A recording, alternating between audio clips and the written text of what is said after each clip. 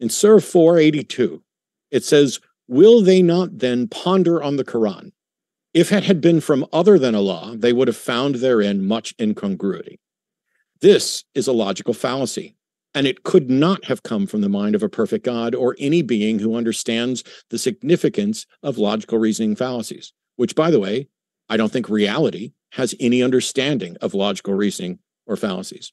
It could come from the mind of a human, though, and I certainly agree that it could come from someone who has a very keen sense of reality, as long as they aren't particularly knowledgeable about reason. 482 is a fallacy. It's possible for someone to write a text that contains no errors, no contradictions, and no incongruities without that text being inspired by or dictated by a god.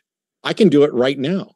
And anyone could improve the Quran by correcting any of its errors, including the one here in Surah 482. For example, let me rewrite it now. Will they not then ponder the Quran? If it had been from other than Allah, one might wrongly expect it to be full of incongruity. But this expectation is unreasonable.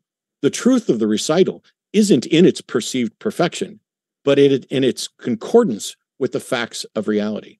So you're welcome, Muslims. I've just improved your Quran. Don't feel too bad about it. I did the same thing with the Bible years ago. I proved that I could write a better book than the Bible by rewriting it word for word, reversing its position on slavery, and it would, by definition, be a better book. What's the fallacy? I'm hearing people ask. Well, if you put it in syllogistic form, it's a lot easier to spot, especially if you start to change the terms. And so premise one, if it's from Allah, it will not have imperfections. Premise two, the Quran has no imperfections. Conclusion, therefore, the Quran is from Allah. But that's like saying, if it's raining, the sidewalk will be wet. The sidewalk is wet, therefore it's raining. The fallacy is called affirming the consequent, because the sidewalk might be wet even if it's not raining. Maybe a sprinkler had been running. And the Quran might be without imperfection, even if it's not from Allah. But it's not without imperfection. This single verse is the most ironic example, but hardly the only one.